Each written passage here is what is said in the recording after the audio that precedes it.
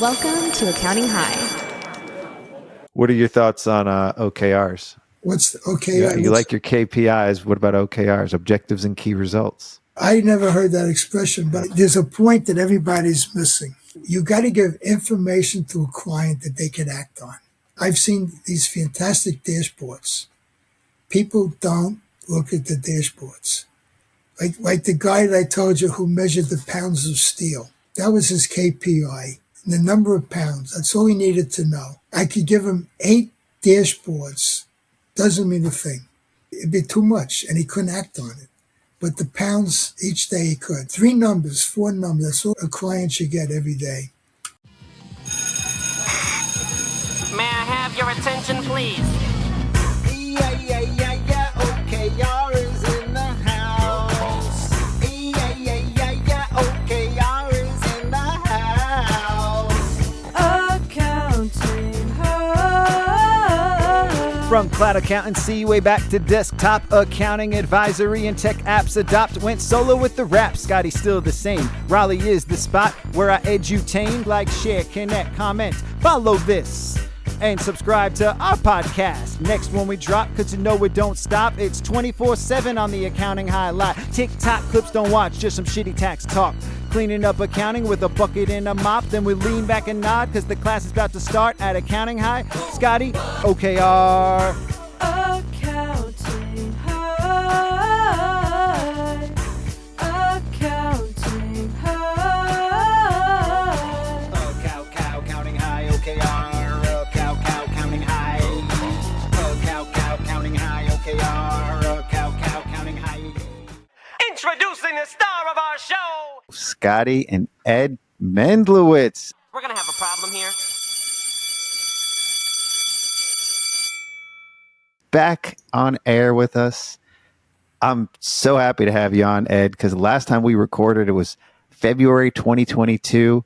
We were still sons of CPAs back then, and I had Ackerman on with me, and it was a blast. You taught me so much in that episode, and the biggest thing that you taught me was how to always be learning your whole life. You're always learning, and there's still so much to learn. That resonated with me so much, and it's something that I keep with me too, because it's the way I feel. Like, I feel like you never know. We still don't know anything. At any age, there's always so much more we could be learning. So I'm pleased to have you on. I'm so happy. Glad to be here. And our students, you're in for a treat too, because this is really bridging the gap here. I mean, Ed reached out to me yesterday and asked if he could interview me on the show. I've never been interviewed on the show. So you're interviewing the janitor at Accounting High, custodian here, Scotty OKR. I don't know where we start for here, Ed. Okay, well, I'll tell you what precipitated it. I have an image of you, which I think is the kind of image you want people to have of you, which is a little offbeat, a little off-center. But I looked in your, at the bio, right under your name, and you said you're running a $2 million practice. And I said, this guy is for real. He's running an accounting practice. Most of the people that do interviews and do consulting are not practicing accountants. They have a gig. They want people to hire them to tell them how to run their practice, but they really don't know what they're doing. But you're a guy running a practice, so that interested me.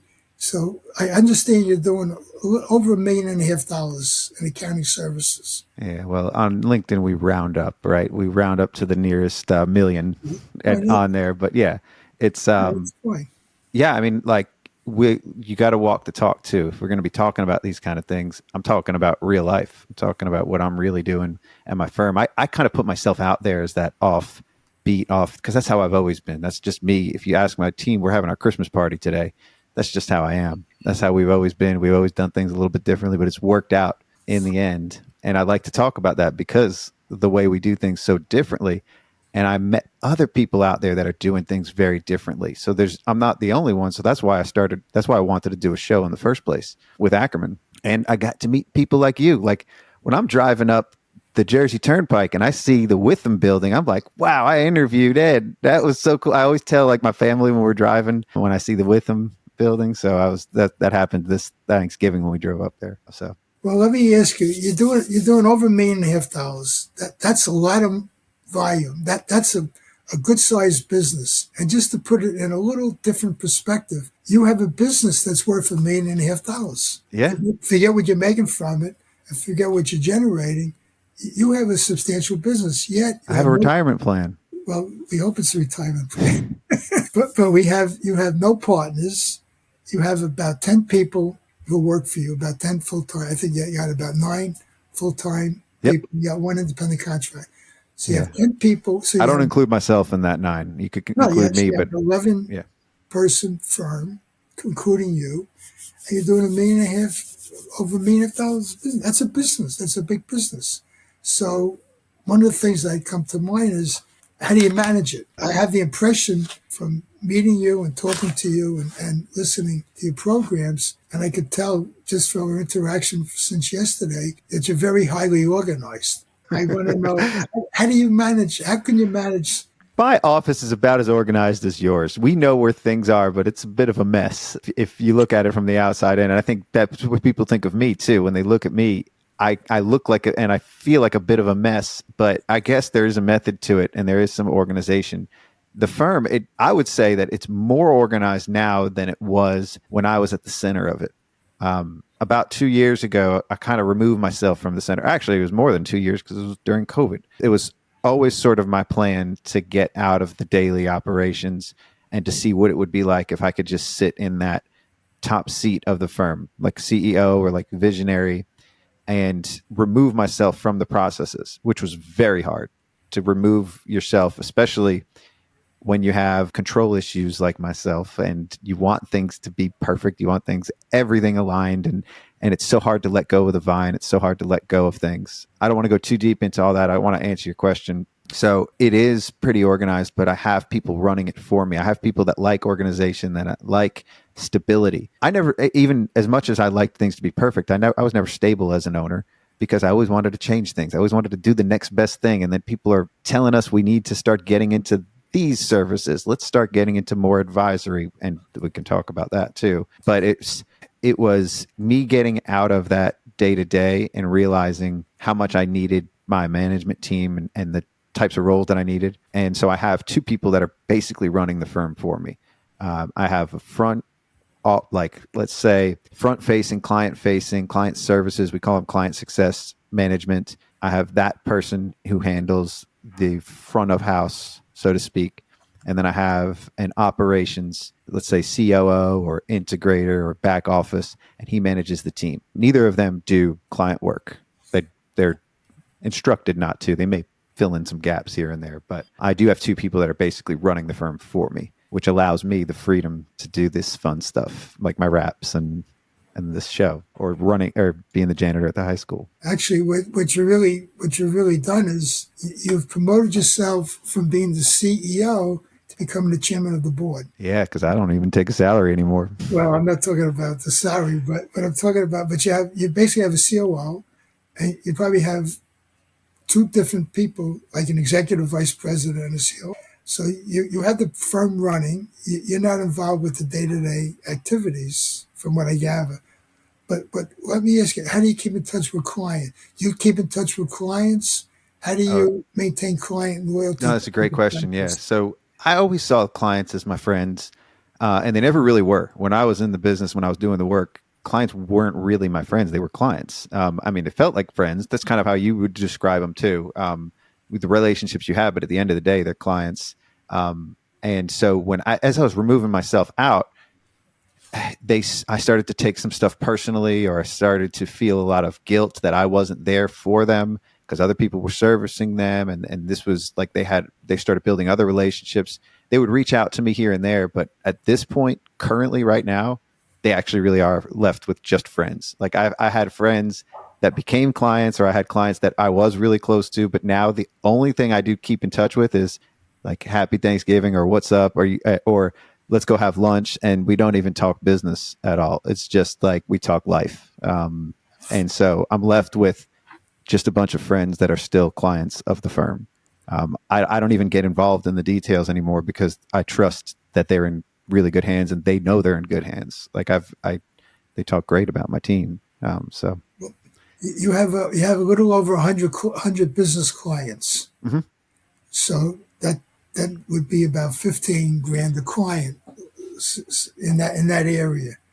But the clients, what kind of work do you do for those clients? For a typical So client? yeah. So and it's probably not about 15 grand because we still have other like one-off tax work and other things that we do too to get to fill in the gaps there. But we do I mean, I would say that the most basic sense, the way that you would describe it too, is without all the fancy terms, we're basically doing write up for the tax return. So we're doing the business accounting and keeping the books aligned. We're doing tax planning for a lot of them, or tax forecasting. We're creating their withholdings. We're making sure they have the right tax payments paid in. We're basically they're with them all year round. We have a relationship with the client, and we're working with them year round, and they're just paying us a flat monthly price. So every one of those clients is paying us average, 1,000 give or take a month. What point of contact do you or any of the people working for you have with clients on a one-on-one basis? So all of our U.S. team, which that they are the front facing, they're the relationship manager. They are the client. They're talking to the client. They're interfacing with the client. The team that we have in the Philippines is typically working with the team here, and they're doing a lot of the work, back office work. There are a lot of, I mean, at this point, they may even be doing the tax returns too, but they're doing a lot of the accounting. They're keeping all the books updated, and our team is maintaining the relationship. So our CPAs here are basically interfacing and maintaining the relationship with the client. So if they see the client is going to owe money, they would call the client? Yeah. And they should be having regular meetings with the client too, to be planning, and maybe like monthly meetings or quarterly meetings with the client too, to be discussing those. Now, I would presume you brought the clients in. How did you get? Yeah, we get a lot of inbound leads too. We started getting a lot of inbound leads in the early 2015 through other online directories. So like Xero, through Gusto, and a lot of the other online platforms that we use. They list the accountants, and then people find us through there a lot. We also still get a lot of referrals, but we're very selective. So we have a very detailed type form that weeds out anybody that wouldn't be a good fit, and we're left with a lot of good leads. And at this point right now, I think our team has said we are at capacity, so they just cherry pick the ones that they like best if they want to take on new clients. So you're basically running a professional service business as a business with really what kind of loyalty is built up for your firm? Is there any cultural loyalty that goes with the clients, or just the repetitiveness of being available and handling their problems? It's a great question. I mean, I guess the loyalty comes in the relationship, right? And the loyalty is clients don't leave that often unless they stop their business, or they cease operations, or somebody dies.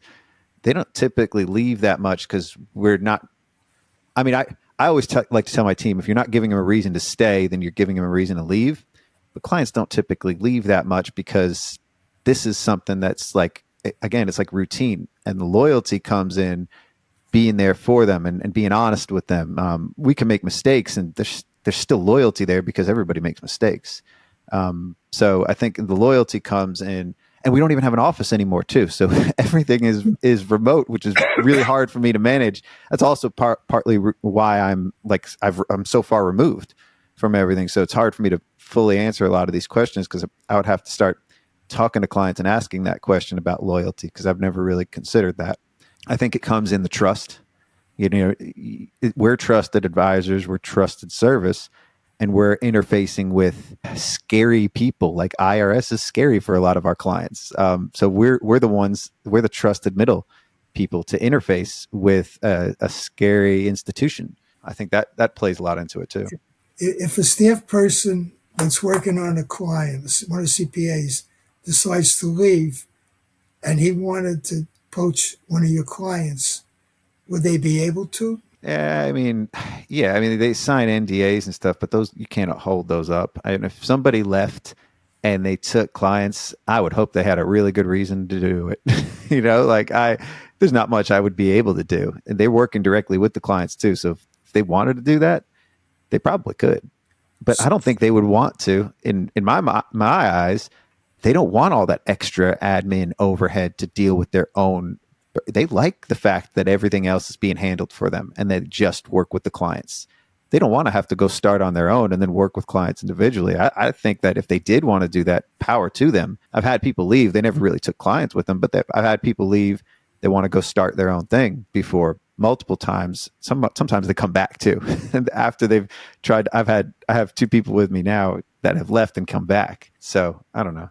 Witham has partners that have left and come back and eventually became partners. So yeah, this happens. But what I'm just trying to get at, is there any loyalty to you or to the firm that you have, or the loyalty might be to the person that that's a great every month. Yeah, but and I see where you're getting at too. I mean, there's the people that I still have with me now, because we've gone through a lot of changes as a firm. My team with me is all of them. I think have been with me over 5 years, 6 years. My ops managers, 13 years now. The client facing, the front facing, he's like 7 years. So I think there's loyalty there built in, and there's trust, and there's familiarity, and we're all friends. I'm friends with my team. I don't see them as like anything. I've always been like that too. It's just, we all get together and hang out. And if they want to start talking business with me, they're not going to get much of an answer, because I'm not interested to talk about that anymore. I want to talk about their lives. I want to hang out. So I think that's like, I think you need to have that in order to build the loyalty and to build the trust and everything else around it. I think I just naturally, that's how things have always been with me. Are your team members growing professionally and personally? I hope so. I like to push them. I think a lot of them are growing more personally now and less professionally because they don't have that direction. And I'd like to provide that for them, but I also don't know how, because I'm still trying to grow personally and do these other things. So I'm trying to provide an environment where they can grow, but it requires them to be pushing themselves to grow. And they're in charge of a lot of this. Like my management team, they will make more money if they take on more clients. They're incentivized. They still are getting commission on sales now too, because they're handling sales. And so I think they are growing. It actually, to go back and answer your question, I see growth as major mountains of growth, at least personally. But for them, they're doing more than they were doing a couple of years ago, because they're doing the things that I was doing. So I guess to answer your question, yeah, they're growing as professionals. On your client base, you sell added services to more than 5% of your clients a year. Added services meaning substantial added service. Yeah. I think there's a lot of opportunity there with our clients. I think that one of the last things that I was doing as very active in the firm was trying to get us into doing cash flow forecasting and more of that type of work, more like actual business cash flow help, and all the changes that it was going to require, like doing more accrual based books and books to be able to look forward with cash flow. I met a lot of resistance. A lot of my team, they want to just do what already happened. They want to do the tax return. They want to do that type of work. And so I was met with, at that point, I probably burnt myself out a little bit trying to bring on different things. And I realized at our core, what we were doing is working and it's very profitable, and we should stick to what we know best. So I haven't added too many services within us. It might be something where we partner up with somebody and we start tacking on some new services, and maybe we could do that. I've got some visions for that in the future, but I kind of put all that stuff on hold. And other added services, like doing more for them, I think there's still opportunities there. Yeah. Well, I see a business. I see an accountant with 100 business clients. To me, that would be a field day to offer them business advisory services of some form, like cash flow forecasting. Yeah, could be a good idea. Maybe help. I don't want to get involved in. No. I like where you're going, because I was just talking about this yesterday with a friend of mine, Nicole McKenzie, who's another co-host on the show sometimes. The possibility of offering a lot more. There's a gold mine. It's a diamond mine. James Ashford talks about this a lot in his book. You're sitting on that diamond mine, and you just have to mine those diamonds, because of those 100 clients that I have, there's probably 30 or 40 that could use a lot of extra services and a lot more. There's a lot to be done, and it kind of overwhelms me thinking about it sometimes too, because I'm off here doing my own thing, and so I feel torn in a couple different directions at the moment. You're in a situation. I think of a firm that actually they were just taken over by private equity. I was at a meeting with Barry Mellon's son just before COVID. Yeah. And somebody asked the question about how do firms get into advisory services? And Barry's talking about doing advisory services. So I looked to see who asked the question. And when it was over, I went over to him and I asked him about the advisory services that his firm does. Well, it turns out that I didn't know it was a kid. He was a kid. He had 11 years experience, but his father was the managing partner of the firm. And I knew his partner. In fact, I helped the father when he merged in 20 years earlier with that firm. And I found out that the partners are doing a lot of advisory services for the clients, but they're not telling the staff. There's a guy with 11 years experience that wanted to do it. He didn't know how to start, but I also think he lacked the imagination to find out what the partners were doing on his clients that he worked on, so he could learn that. So I think that you need a push from the top and you need a push from the bottom. But I look at an accounting practice as a business, and you do too, because you have a COO, whatever the title is, you have a COO running your business, and you sort of step back from doing the daily work. But you have potential, at least $250,000 of added revenue a year from your existing at least base. Yeah. Not talking about normal increases and everything. Now, you might have the staff people, I'm sure they're doing a great job, but they're also comfortable in what they're doing, and they don't seem to be pushing to go outside their comfort zone, which is okay. But maybe you could bring in somebody that has that proclivity to look at your clients and see where you might be able to provide added services to clients. Some of the stuff is very easy, like give you a simple thing. Client has inventory, just check their insurance policy that the inventory is covered properly by the insurance. And then you could offer to do an insurance analysis. Anyway, I want to. I love this. This is great. And I think that's the next phase, or the step for me, is to find that right person that would do that, and it doesn't put any extra burden or stress on my staff, because this is just coming in over the top of what they're doing anyway. Okay, I'll tell you something else you could do, which you could have somebody look at all your clients and to see if they have the right kind of employee benefit plan. If they have a SEP or maybe a one-person 401k or anything else, and then offer some of that consulting. There's got to be this. What's your fee for this consulting here? I see a field day. In fact, I wrote a book on it called 77 Ways to Wow, where I have a checklist of 77 added things you could do for clients, but that 77 has grown into a couple of hundred. It's all easy, yeah. Added stuff from what exists. So let me ask you, where do you see your business 5 years from now? It's another good question. Honestly, I don't know, because I've been so focused on what I'm doing with this rap stuff now and this school that I'm starting. So I could tell you clearly what the vision is for Accounting High in 5 years, but for my firm, it's the vision for Accounting High. Well, Accounting High is, but you have a vision, right? Yeah. So let me ask you a question.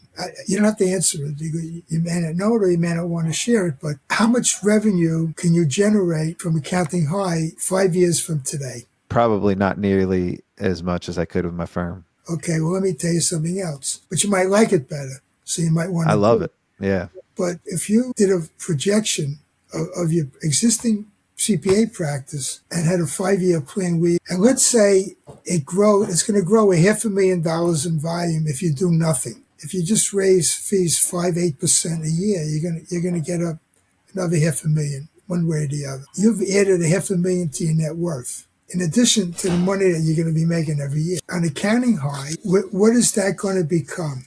Are you going to end up with 500,000 viewers that you're going to sell airtime, advertising to people? People are not going to. Will people pay you to be on your platform? So from a business standpoint, but you have any hobbies, by the way? The rapping is pretty much my hobby. Okay, I collect stamps, so I like to play with my stamps. Now, people think you buy stamps, you're going to get rich. No, I buy stamps that are worthless, pieces of crap. But I have a lot of fun. I write articles about it. I exhibit it. It's like art. I mount it up. It is art. What? It's art. You're participating in art. The stamps themselves are art. That's right, and I'm enjoying it. But it's not my business. Right. But my business, I wanted to make money, and I wanted to grow a business, which leads me to a different question, which I asked you. I asked you yesterday. If you have a marketing person, and the answer is no, you're the marketing person. Yeah. I think a lot of, and all I'm doing with this Accounting High is a big marketing experiment too, in a lot of ways. Like a lot of the stuff I'm doing is just experimenting with different marketing strategies. We still haven't found, it's one thing you didn't even ask me too, is a niche. Like, or you did in one of the preliminary questions, but we still don't have one of those at the firm. And that's one of my biggest insecurities is I have a firm that doesn't have a clear industry vertical. And if we did, there's so many things. There's so much, the vision explodes from there. Let me interrupt you for a second. Yeah. You don't do any consulting for your clients. Right. You do it. If you have one client that you say, I'm going to see if I can help this guy with something, whatever it is, cash flow planning, inventory management, looking over his accounts receivable, you've now become a consultant in the industry that client is in. And then you find another client in that same industry and you do the same thing. You now have a niche. Yeah. You don't go wake up one day, say, I want a niche. I want to have a niche in TV stations and try to get a TV station client. Well, you did that. We've heard your stories of doing that. And it was because of that one client that wanted to have a TV station. Oh, you read what I wrote? No, it was when you were on our show. You talked about the guy who needed the tax write-off, and he bought the TV station just for the write-off. That's right. That was my biggest client ever in terms of fees. And that goes back to 1980. The fees I got from him each year from 1980 to about 86, 87, anywhere in those years was higher than any fee I got from any client in any year afterwards. And we're talking about inflation now. Yeah. Well, and that guy still needed to pay you an extra $100,000 or something that he did eventually, or something like that. Yeah, I asked for a bonus. I helped sell his company. I asked for a $200,000 bonus, and he gave you 100. He sent the check. He didn't want to confront me, so he sent the 100,000 to my checking account, which is still dope. The point is, don't worry about it. A niche is a marketing thing. Yeah. But if you have one or two clients in an industry, you could become familiar with that industry just by asking the clients what their problems are. And that's how you develop a niche. And then from that niche, you join the trade associations, you start reading the trade journals, you get more involved with and that's how you build a niche. Don't worry, you got a pretty good general practice like I had. Mm-hmm. You got a lot of clients, but it's when you start doing that little extra, we call it advisory services or consulting services. When you start that little extra thing for one client, that gets you started on a niche for that industry. It's I really, love that. I love the way you put that too, because it makes it less overwhelming. Yeah, because to start in any niche is totally overwhelming. And I give you another example. You have a client that whatever, he's a real estate broker. So you go to you join the real estate board. You go to their meetings. You just show up. Now I'm going to tell you one step further. You said you're really doing the marketing. I had a practice that was a little bigger than yours when I merged into WIFA, but I had a full-time marketing person because I was doing what you were, and I didn't want to do the marketing or the other stuff. So we hired a marketing person, and she joined all the organizations, and she represented our firm. It helped that she was very attractive. People came over to her, but she brought in a lot of business. She had a lot of referrals that then we sold. Yeah. So you got a pretty face to handle a lot of the marketing.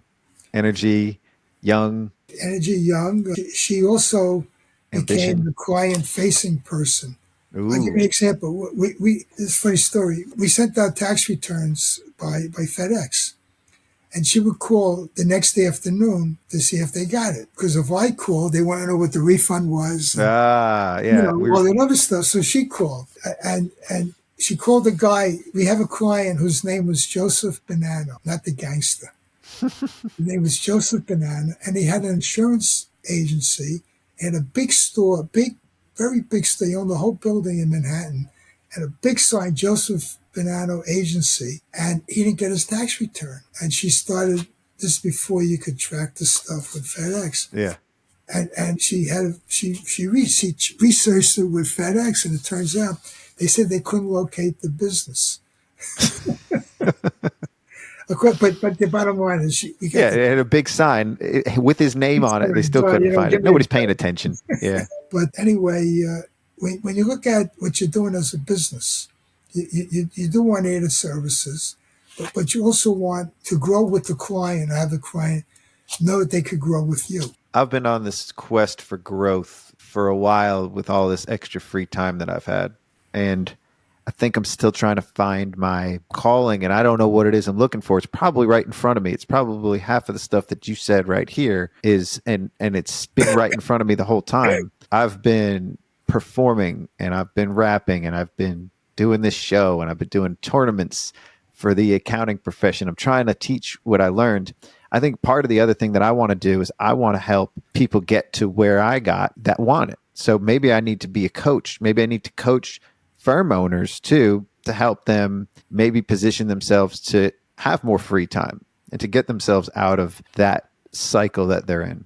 That's great. But I'm also going to tell you how you could become a consultant for your clients. Pick of your 3 largest business clients, look at their P&Ls, the tax return, the balance sheet, and try to come up with an added service you could do for one of those 3 clients. Whether you charge for it or not, it doesn't matter, because it does matter. No, it doesn't matter, because you're in a learning mode. If you tell a client, I want to help you with your cash flow, Okay. and you look at his cash flow one way, but he might be looking at it another way. I had a manufacturing client. I was going to help him with his inventory. It turns out he measured his inventory by the pounds of steel that he had in inventory and the pounds of steel that was shipped out every day. I could have worked for 2 years on this guy every week for 2 years. I would never come up with pounds of steel. Right. But by talking to him, so obviously I didn't charge for that kind of time. I was trying to learn more about the business so I could help him, which I eventually learned a lot and helped them a lot. But you don't have to make money on every encounter with a client, but pick your 3 largest clients and try to figure out something you could do for them, and then try to do it. I love that. And that gets you into consulting. It finds out what's important to the client, and now you have something extra to teach to other accountants. Look at that. You're the guy with all the answers. This is all the answers I've been looking for. You found your way to my door, and you've been mentoring me this whole time. This is dope. And this is for everybody too, because anybody listening can take a lot of this advice and run with it. And it's practical too. All the articles I've ever read that you write are so down to earth too. You're not speaking over top of anybody, or you're not telling them all these platitudes of you got to do this and this and this to sell them some, it's just practical real life advice. Well, that's all I got to say for that. I'm doing what you said you'd like to do. I'm passing on what I learned. A lot of people that are consultants, they're trying to get clients that they could do mergers and acquisitions for, and make the fees. I don't do that. You have no interest in that. You're trying to share. You're trying to spread your knowledge. That's really what I'm trying to give back. I'm trying to pay back the people that helped me. And by doing it so many times, I'm not telling you I started out doing it great. I started out being terrible. But yeah, I would get questions, and people would follow up. They didn't understand something. They would call me. I was always accessible, reachable. And then I got good at it. Right. And then what happens is people call me. I get ideas. I don't wake up in the morning with ideas. I wake up waiting for the phone to ring from my accountant with a problem. And then I help. I just posted something yesterday, Monday, about what happens if you say you practice and the guy reneges on it. The guy screws up. I wrote something 2 months ago, and somebody said, well, I thought you were going to write about that. So I said, well, let me think about it. And then someone else called me who had a problem. So I wrote something. Now, I'm not saying that I know everything about it, but... Well, you know from your experience, and you've probably seen a situation where somebody reneged on buying a practice. I got to tell you something. I have been very, very lucky in that every practice I bought worked out. And everything worked out the way it was supposed to. So you say it's luck. Is it luck that these things work out the way they do and that they continue to work out? Or is it some intuition, or is it something else that you're doing that leads to a positive outcome? Well, I think it's luck on one hand. The other hand is you said that you're very particular about the clients that you take on. Well, I probably could have done more deals than I did. Maybe the ones I turned down would not have worked out. Yeah. So I would say that it's luck, and it's also not wanting to take on more than I can handle at any given time. And I tell you, it's luck because one time my partner and I were at a cocktail party in the Catskills in one of these, hotels, and we met a guy at the cocktail party, and it was one of these Catskill hotels, resorts, and we made a deal talking to him right then and there to buy his practice. We followed up a week later, and we bought his practice. And then I met Bill. I bought a practice in February. We bought in February of 2024. We bought a practice. Imagine buying a practice. There is no 2024 yet. 2022? No, 2014. 2004. 2004. 204, yeah. 2004, in February, a guy called us, had to sell his practice right away. We bought it. We made a deal in less than 3 weeks. Probably 2.5 weeks, we made a deal to buy his practice. I borrowed $100,000 from the bank as a down payment. And then in June, I met Bill Hagerman from Witham, and he wanted to have lunch. So I said to my two partners, look, he wants to merge. That's why these guys want to have lunch. Come with me. You'll hear how it goes, because we're not interested in merging, but you'll hear how the act goes. We had a great lunch. After lunch, he said, look, if you want to merge, this is the deal we do. This is what we want. This is how we proceed. When he left, we said, holy crap, this is a great deal. We did it. Oh, so you had no intention of doing it. We had not only no intention. We just bought a practice. We just bought a practice. And it worked out. Not only did it work out great, but every merger that I saw Witham make has worked out. They didn't do one bad merger, and There's no bad merger. What was it about the preliminary stage and I know you're saying you're selective, but what kind of alignment are you looking for? Or what is it why these are working out? Because it seems like once you do crack that code, other mergers obviously seem easier. So do you have any advice or any? Yeah, you gotta do due diligence. You gotta check on the people. First, it's the people. Even though they're gone. When we took over practices, we bought practices. People were gone. We called it. We didn't want them around. But you want to see what kind of person they were, what kind of work they did. You want to know what kind of clients they had, if there was an alignment with us. And then obviously you don't meet the clients, and then you look at the cash flow. The people, they give us their QuickBooks, and the clients will pay their fees. When you have a client that's 3 months behind, they're not happy. They're not a happy client. So you know what red flags to look for the positive outcomes, because it's your mindset going into it and on the other side of it too. You could be looking at it differently and say, oh, this was a failure because all of these people left, but that's not the outcome you were looking for in the first place. Well, when we bought this practice in February, we promised that we would do all the tax returns at the same fees he was charging.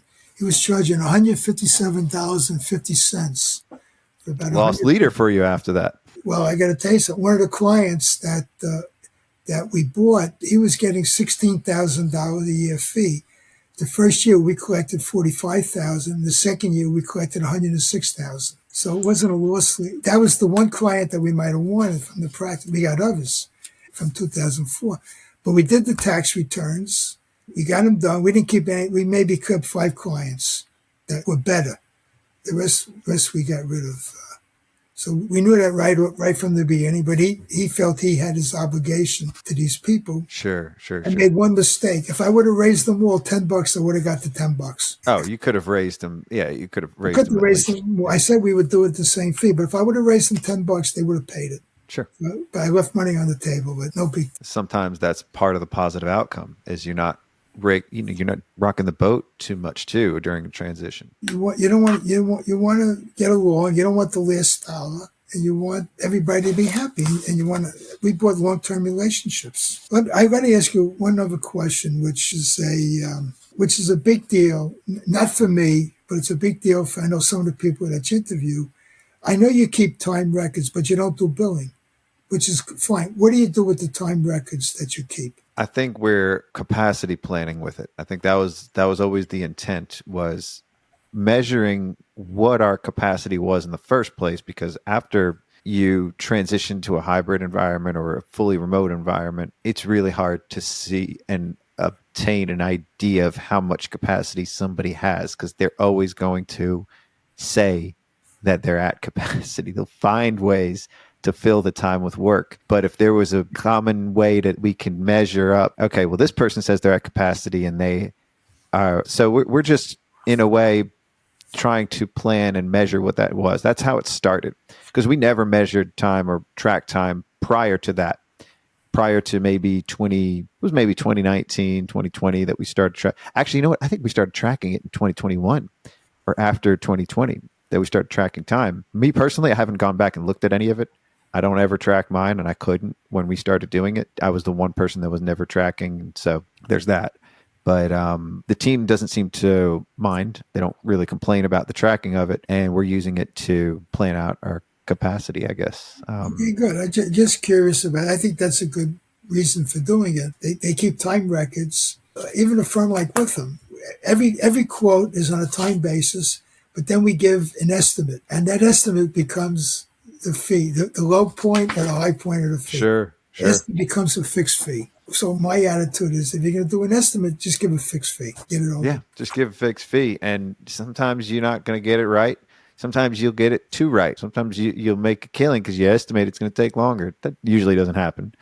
But you always got to estimate it based on something. And so we use that. And now we have historical records that we can kind of use to base our estimates so we can get closer. So it's about the data too, and having the data is better than not having it. So that's why we started tracking it.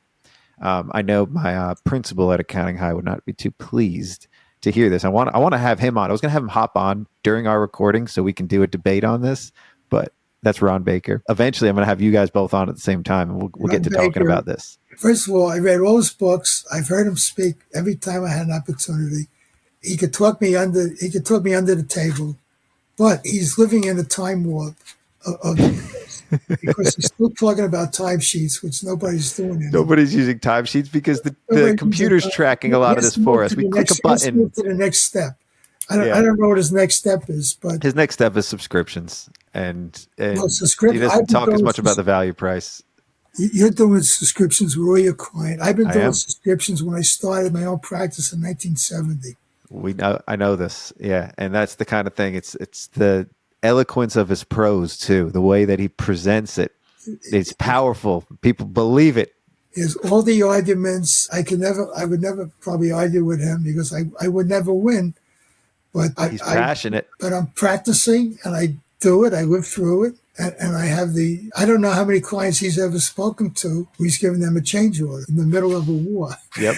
You ran out of bullets. Say, wait a minute, I give you the bullets, but I need another $5,000. I love that. It's great advice. Well, he gives great advice. He has one thing that he hasn't fleshed out, which I think he should. He called key predictive indicators. That hasn't caught on. I think that's a brilliant idea. And I think it's even more important Instead of key now. performance indicators, key Key predictive. predictive indicators.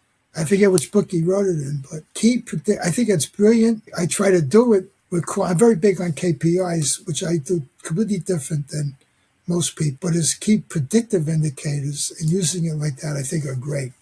And, What do you? he should, I guess he should talk about that more, but you make more money talking about pricing than about advising clients. Of course. What are your thoughts on OKRs? What's okay? Yeah, you like your KPIs. What about OKRs, objectives and key results? I never heard that expression, but I got to Okay. tell you something. Well, the only reason I'm bringing it up is because it's my rap name too. I tried to pull the double entendre. I didn't go KPI. OKRs is another one that they talk about. A lot of tech companies talk about it too. That's their objectives and key results. It's similar to their key predictive indicators. There's a point that everybody's missing. You got to give information to a client that they can act on. And when you have, I've seen these fantastic dashboards. People don't look at the dashboards. Like the guy that I told you who measured the pounds of steel. That was his KPI, the number of pounds. That's all he needed to know. I could give him 8 dashboards. Doesn't mean a thing. It'd be too much, and he couldn't act on it. But the pounds each day he could.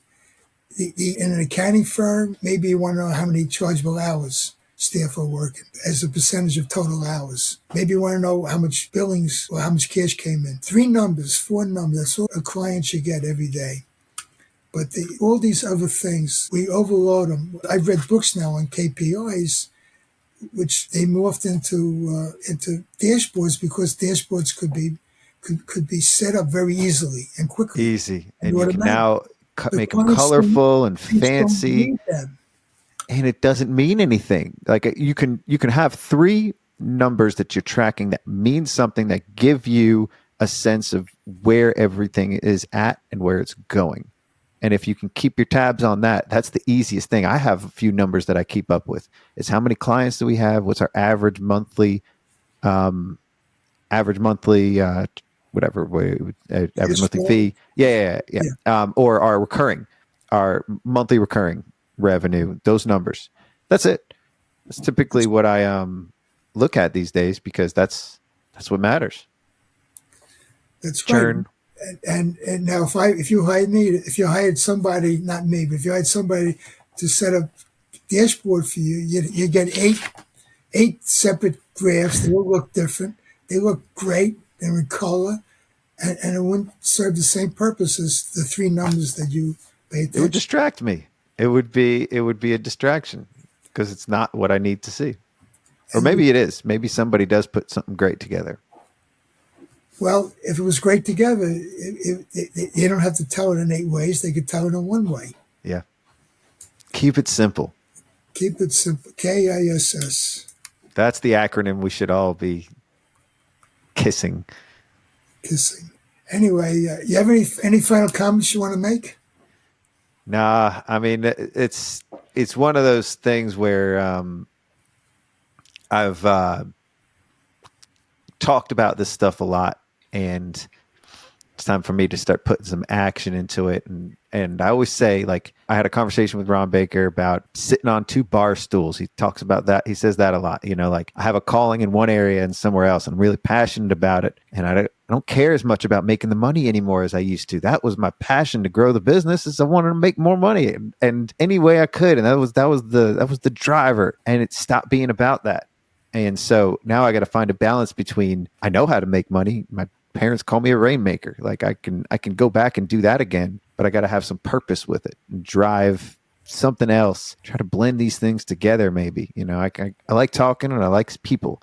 And if I can continue to be around people and continue to have these conversations and build on new ideas and do new things and also make money doing it, that's great. But I think it's about that. Let me give 1 or 2 takeaways for the audience. Sure. First of all, try to do a 5-year projection of where you're going to be in 5 years and how you're going to get there for your practice. You mentioned capacity planning, which is great. What I would do is sit down today and make a list of everybody working for you and the approximate number of hours that they could work next year.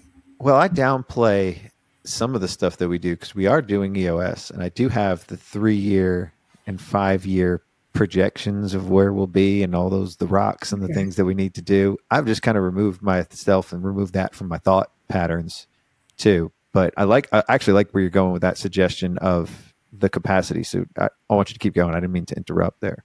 No, but if you want to put extra life into the practice part of it, look at how you could help clients make more money or grow their business. And if you could come up with a couple of clients that you could do that for.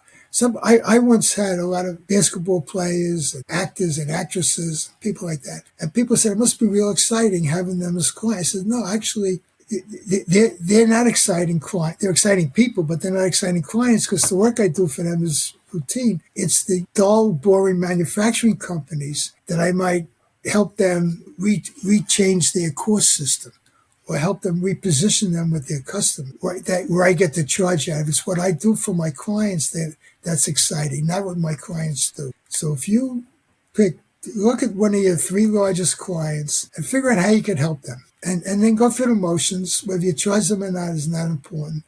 And see if it brings back some of that excitement. And you got 100 people to work with. I don't know if it's going to be the same excitement as performing on stage, performing a rap on stage. That's been the most exciting thing I could possibly do. Well, good for you. That's been dope. I'm performing next week. I don't think you'll be there, but it'll be in Orlando. There's a tax conference, and I'm premiering the Tax Accountant's Anthem. You do taxes. You guys do taxes, right? Yeah. Yeah. I'll share it with you when I release it. The Tax Accountant's Anthem. I've been working on this one all year. I did a music video for it and stuff. So that's the stuff that excites me, though. Like, you know Steve Zellman? Yes, I know Steve. I just was talking to him yesterday. He's great. He is. I haven't had him on the show yet, but I got his number right here. You should get him on your show. He's a sole practitioner with 25 people working virtually. Really? Yeah. Oh, I didn't even know about his practice. I just knew he was singing. No, he's got a very serious practice. That's dope. And he's bought a lot of practices. I got to talk to Steve. To him yesterday. You should give him a call. I thought, and see, this is what people think of me too. They just think I'm out there rapping and I don't have a practice. His is actually even more impressive than mine. It's double my size. That's dope. Anyway, I had a great conversation with him about the raps, about the stuff that he does, because we're doing it similarly. He's just doing musically, and I'm doing raps. Yeah. But same thing. Yeah. He's very talented.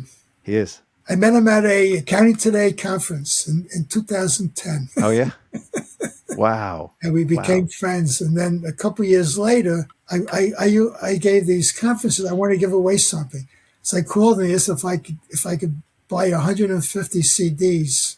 And he said, "Why? Are you kidding? I'll come and perform for free." That's awesome. So I bought them from him. Yeah, I paid him for them. But then he came and we became very good friends. In fact, he taught a class for me last semester. I had him as a guest lecturer in my class. Oh, well, you've just cemented his spot on this show. I got to get him on. Now we got a lot to talk about. I'll email you. Please. Email you a reminder. Yeah, dope. Anyway, I guess I could talk to you, Scotty, another couple of hours. Oh, for sure. This was fun. Yeah, I appreciate you reaching out too. This has been great. I've never had anybody interview me, and now this is all just one revolving door too. So you'll be back. You're now considered an honorary faculty honorarium here at Accounting High. You've taught us a lot. You've taught our students a lot. And I appreciate you, Ed. You're awesome. Always learning. Always got stuff to share. I was going to just stop by the Witham building on my way up to New York and try to find you, but I didn't think you were there. Well, if you're going to be there, let me know. I haven't been there on a weekday since COVID started. Oh, wow.